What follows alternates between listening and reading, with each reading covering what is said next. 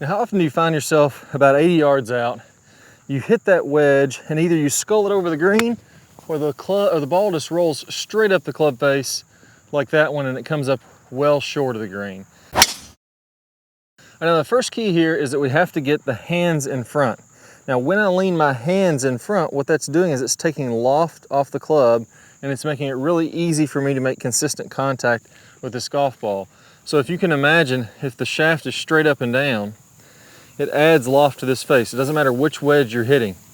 And what ends up happening is as you get to a certain amount of loft, especially with the wedges, if you add a little bit too much, now instead of that ball grabbing the face and taking off, and it being able to catch it and make spin, it slides across the face and it floats up into the air and it doesn't go anywhere. So regardless of the wedge, your hands have to be leaning forward a lot. The pros are actually leaning their wedges forward almost 15 degrees of shaft lean, so that wedge is well in front. I'm gonna feel like my weight is on my left side. I'm gonna feel like my hands are in front of my left foot when I'm making contact here, and that's gonna allow me to really hit this ball nice and clean. Let's go ahead and give it a whirl. There we go. Hit that one nice and solid. Just an easy shot. And even though I didn't really hit that one great as far as I came down into the ground a little bit more than I would have liked, it came out really clean. Now the key with this, if I want to get the hands forward, I can't push the hands across the body. You'll notice here how my hands get in front of my belt buckle, and that's really never going to work. As you start to swing with some speed, because your body's opening up from the top, your arms will never be able to get very much in front of the center of your belt buckle here. So how do we get the club in front if we don't push our hands forward? Well, we actually rotate into our arms. Let me show you what I mean by this. I'm going to set up with my left hand on the club and just a little bit of forward shaft lean, whatever feels comfortable to me here. And then what I'm going to do is I'm going to turn my shirt buttons into my left arm. So I'm feeling like I'm turning my chest into that arm, I'm turning my hips into that arm, and I'm letting my right foot come slightly off the turf when I do that. Now that's going to push my hands even farther forward, and that's going to get me into that position you're seeing the pros get in. The hips are open, the body's rotating through, the left arm is connected to the chest, and now you're in this great position of impact. So I'm going to feel that, and then I'm going to go to my normal setup, and then I'm going to try to recreate that same impact position, that same feeling through impact. There you go, and you can see that one is really nice and clean. I feel like I'm barely just swinging. It's easily getting there, and the compression is good. It's not sliding up the face, it's not sculling across the green. Now the next one is one of the best ones, because when you stand up and flip like most players are doing, so I'll lose my posture, I flip at it, my hips are going to be pretty square at impact. So I'm used to swinging, or you're used to swinging square to the hips. So if the hips are going forward and you're swinging forward, these have a square relationship to each other. Now, if we're doing this correctly, if you were to swing square to the hips, and now I'm going to rotate into that shot like I talked about, all of a sudden my hips are going over here. I would be swinging this direction if I kept everything the same. I want to be swinging toward the target. So almost imagine like I'm opening up and tossing this golf ball toward the target there. Now, in relationship to my hips, now I'm swinging this way. I'm swinging 45 degrees out to the right. So I really feel like in relationship to my body, I'm swinging way over here. And it's that opening into the shot that gets that to square up. So you're gonna feel like, if you're struggling with these wedge shots and you're struggling compressing it, you're gonna feel like you're swinging that way. You gotta really trust me on this, but I'm telling you, it'll change your game. You feel like you're swinging that way, and then as you rotate into it, that's what's gonna allow it to square up. Yeah, really good and tight on that one. I actually caught that one too good, but that's gonna have some nice spin on it. Just a little long and left. You can see it started to spin back down the hill. I don't know if you can see that on the camera, but it probably spun back 10 feet with just a really nice, easy swing. Another common mistake is trying to kind of lift the ball up into the air. When I do that, when I have a feeling that I wanna hit my wedges high, like you hear a lot of players doing, then again, that's gonna get into that flip, adding loft. The ball rolls up the face. It's really not very good. A great visual for this is imagine driving a nail. I have this giant nail that I put through this golf ball, and what I imagine here as I'm hitting is I just imagine that this nail is coming just very slightly down into the ground. That's even a little bit exaggerated there. We could go a little bit more level than that, more like this. And I'm just gonna take this club face and I'm gonna drive that nail through that golf ball. So obviously I could line it up a little bit more inside out if I wanna go more inside out. And I'm just focusing on driving that nail through the ball. Two good things are gonna happen with this. Number one, when I imagine doing that, I automatically get my hands in front.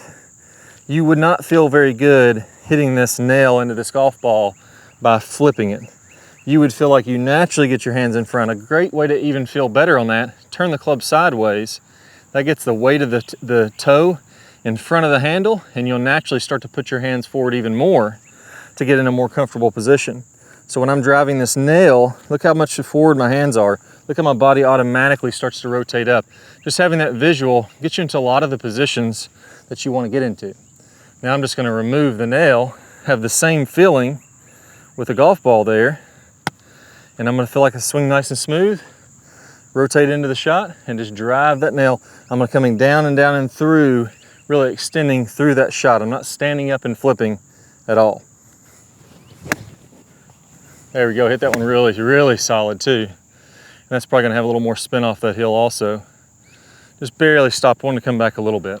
Now, one of the biggest questions you may have is how do I control my distance? So we can see here I hit 5 shots. I was a little left or a little right early. I compensated to go a little bit more left. All of them though are roughly hole high. A little right and a little left, but the big thing there is that they were pin high on those shots. Now, if I would have hit those 20 yards short and 20 yards long and right at the pin, I would have very long putts. But where I was able to control my distance, now I may have 10 or 12 feet on my farthest one, even though I missed a little right and left. So that distance control is really what separates, in my opinion, fantastic wedge players from good wedge players. Good wedge players use the technique that I talked about here today to hit it clean, but they may go a little long and a little short and leave yourself with longer putts. So how do you get that spot on pro-like distance control? And I like to use a special system for this to where I control my distances. So I'm taking the club back to certain points and then swinging through to certain points so that I know exactly how hard I'm going to swing. You see, that was actually just a 3/4 shot. That wasn't a full shot. Many people will tell you that it has to be a full shot. I don't think that's true. Also, there's a special way of doing this. You have to have a certain tempo that I'm going to go over to make this work. You can do everything else right. You may have even heard of this system before, but if you don't have this certain tempo, it's really not going to work for your game. I'm going to play a preview of a video where I walk you through how to control those distances. All you need to do to see the full thing so you can be spot on and have a lot more birdie opportunities is go ahead and click the card that pops up somewhere on the screen. If you don't see the card, don't worry about that. Just go ahead and click the link down below in the description. I can't wait to share those secrets with you. Just get it landing right by the hole and making a whole lot more birdies, having a whole lot more opportunities for birdies. It's gonna be a blast. Let's go and get started. I used to actually practice a lot in high school. This is one of my favorite things to do. I had a strip mowed down the back of my yard where I took the lawnmower. My parents probably hated this because I mowed it down to like 1/2 inch turf in the back of the yard because we lived on a farm. And I would set buckets or towels along this, and I would try to set them at those distances that I knew. And maybe I knew my 56 degree went right at 65 yards. So I'd set a bucket 65 yards away, and I would go ahead and do my 9 o'clock swing, and I would try to fly it right into the bucket. And I'd get to where I could tell for sure if I was going to be a couple yards short or a couple yards long, just because it gets so ingrained when you get the rhythm and the finish the same every time. We can use different length backswings to control the distance of our wedge shots. So for example, if we imagine that I'm a clock and 6 o'clock is directly down, my wedge would be at 6 o'clock, or my arms would be at 6 o'clock, I can go back to a 7:30 swing and I can have the same finish and hit at a certain distance, or I can go back to 9 or 10:30 and swing through to the same distance, and that's going to control, or the same finish point, and that's going to control the distance that my wedge shots are going to fly in the air. And I've got to keep that rhythm and that tempo very, very consistent. If I vary my tempos, I can hit it all kinds of different distances.